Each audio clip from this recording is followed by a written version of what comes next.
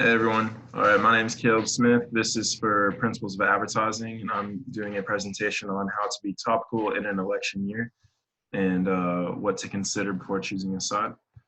All right, so our first slide, our introduction. This article centers around how businesses can stay topical and relevant amid the coming election and offers advice on how to toe the line without offending people one way or the other.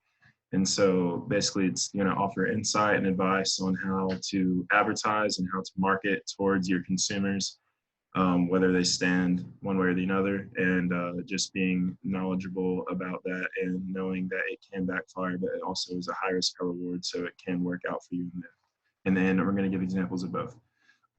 More know-how. It also gives insight to how some consumers are likely to reward companies by taking a side in politics, depending on where their support lies. It gives a statistic in the article that for Democrats, 66% of Democrats are more likely to support a business if it endorses their political views.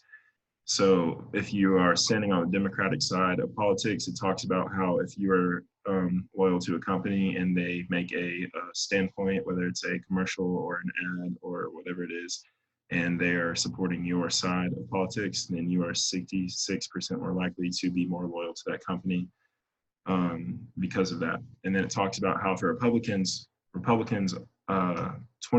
of Republicans are more likely to support a product if it stays out of political advertising altogether. And I feel like this is pretty accurate, knowing my family versus my friends. My family always gets, they're all conservative, and they get frustrated and annoyed when the companies make political advertising and they feel like they should just stay out of it and just advertise their own products. Whereas my friends who are more young and liberal, they like to see companies taking a stand in politics. And so I feel like that statistic is pretty reliable.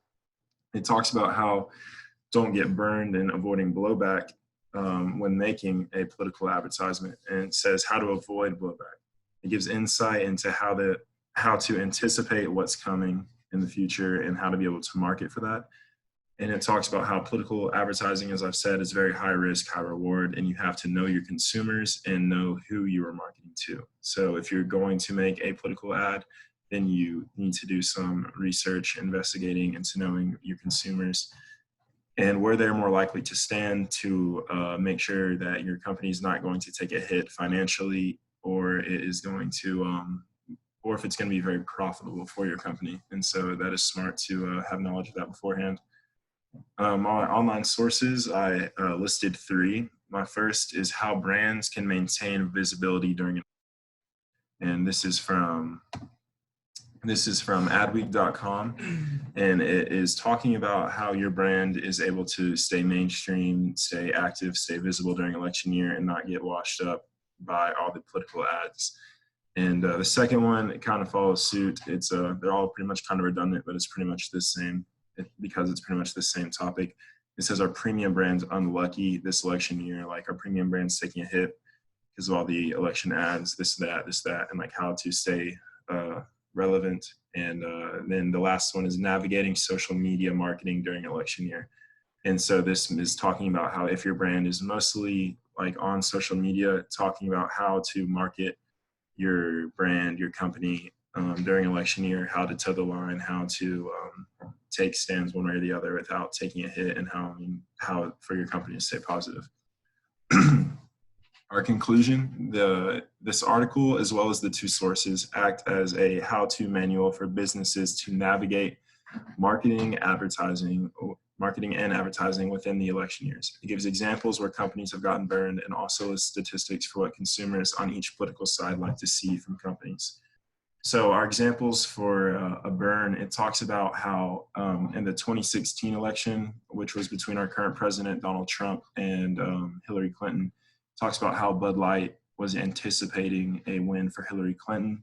And so they started using well-known actors and actresses who were very outspoken in their support of Hillary Clinton. And they voiced, or they played commercials with them. So the election comes, Donald Trump wins, and they kind of took a hit because they endorsed Hillary and more of their consumers were for Trump. And so it's talking about how you need to do research in that area before you make a political stand in that way. And then the most controversial one, where I was talking about earlier, it's a high risk, high reward. And this worked out for the company, would be Nike with the Colin Kaepernick commercial, who it was, in my opinion, very political because he was an NFL quarterback and he is now known for taking a knee during the national anthem. Ended up getting released and dropped from the NFL because he was so controversial. And Nike used him to be the center point of a commercial and use his platform and his stance against police brutality and injustice in the African American community to market towards their consumers in that area. And it ended up working for them because they did research and they found that more of their consumers were supportive of that area. And so it may have made some people mad and it made some people boycott Nike, but in the long run, the majority of their consumers were in support of that area. And so that's where it's high risk, high reward, and they gain more loyalty from those consumers. And that's pretty much all I have for you. Thank you guys.